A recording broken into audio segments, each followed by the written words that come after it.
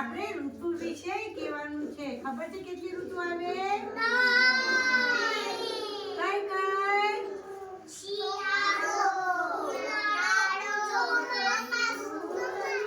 શિયાળામાં શું લાગે? શિયાળામાં શું પહેરવાનું?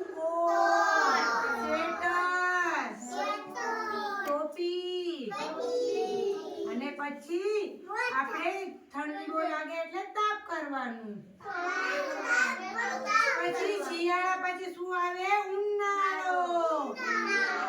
ઉનાળામાં શું કરવાનું? પંખો ચાલુ કરવાનો. પછી આઈસ્ક્રીમ ખાવાની. પછી ઉનાળામાં સ્વિમિંગ પુલમાં નાહવા જવાનું. પછી આવે ચોમાસું. ચોમાસામાં શું થાય? વરસાદ આવે. વરસાદ આવે તો આપણે શું લેવી? અને શું પહેરવી? કોટ. પછી પાણીમાં રમવાની મજા આવે ને?